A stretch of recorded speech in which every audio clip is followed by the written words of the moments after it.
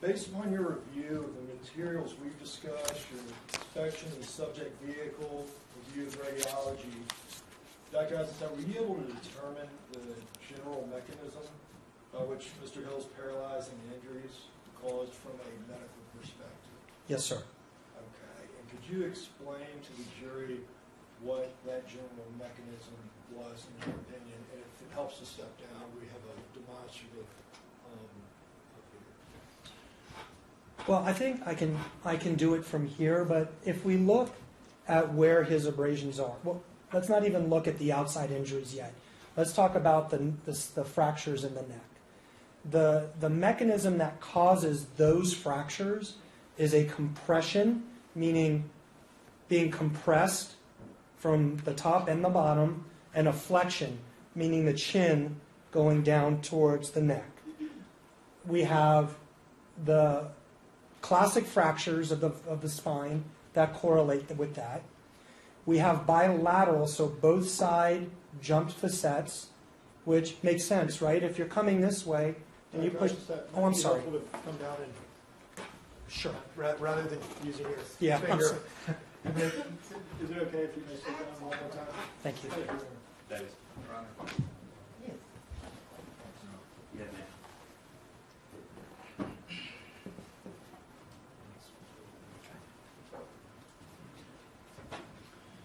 Okay, so, I mean, if you just put your hand on the top of your head and you push down, that's compression, right? And this is flexion, the chin to the chest. And when we look, if we were to take this spine and turn it around, and we're looking at it from front to back, we have facets that are on this side, and then we have facets that are on the other side. And they're in the back of the neck. So think about pushing down like this. And you can see how both sides will jump. Okay?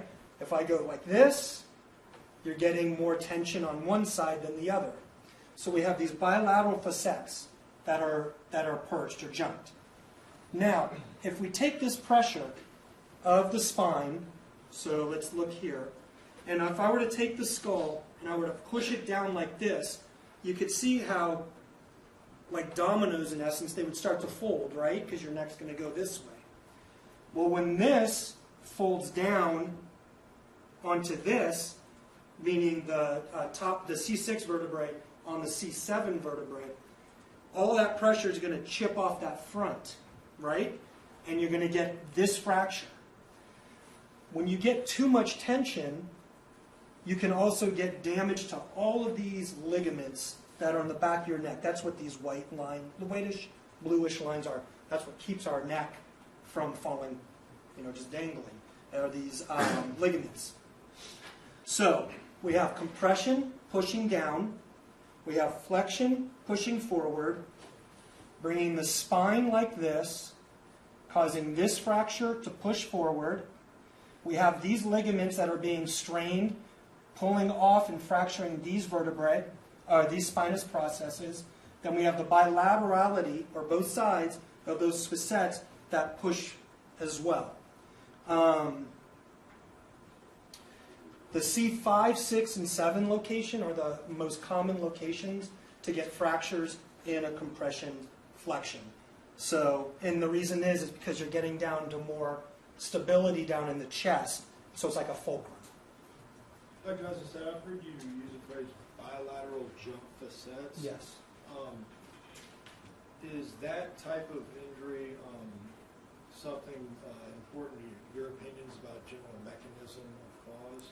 Yeah, absolutely. And how so? Again, think about if you have, I'm trying to think of the best way, like a bobblehead or something, and you have these facets on both sides of the spine, right? So we're going to rotate this now, not look at it from the side, but if we were to rotate it and look at it from the front or the back, the facets are more towards the back, and just to use my fingers, let's say these are the facet joints, right? Or let's do it this way. And it allows the vertebrae to go like this. So if I put pressure on the top and flex forward, from generally around the middle area, they're going to go like that. That's bilateral. Now let's say that I push from one side, right? They're going to go like this, but all the tension is going to be over here, right? So that would be more unilateral, meaning one side over the other. So being bilateral is much more consistent with something in the area of the center portion of the head. Okay, thank you, Dr. Eisenstat. And were you, based upon your review, Mr. Hill's records, photos, the subject vehicle, were you able to determine the general mechanism by which Mr. Hill's lacerations to his head were caused from a medical perspective? Yes, I mean, it's essentially the same. They're blunt impact injuries. So his head hit something that was a solid surface, right? Meaning not a pointy surface in the sense of like a big piece of glass or something like that. So it's a blunt impact.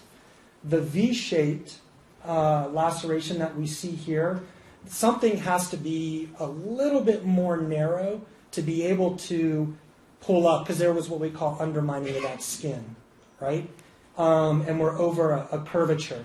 So the V-shaped laceration we see here is, in my opinion, very consistent with hitting that area where the light and the coat hook are. Can I say that it was absolutely at that point? Well, I can't talk about the movement of the body, but it's very consistent with that.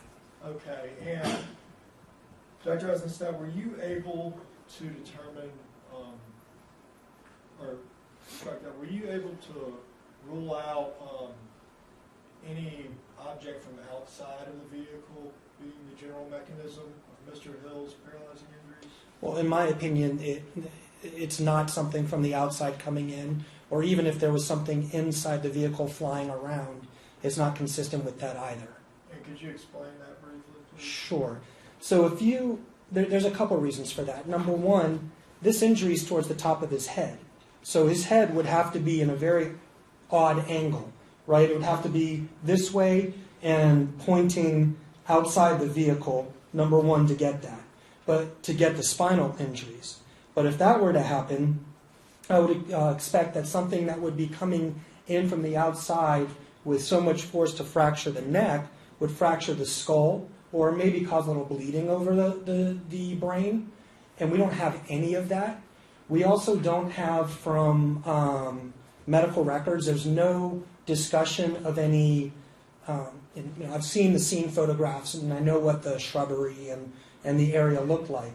There was no description of any foreign objects within there, no grass, no twigs, no bark, no nothing. And I can assure you, if there was, it would be described as irrigation with removal of foreign debris. And I didn't see that in the medical records.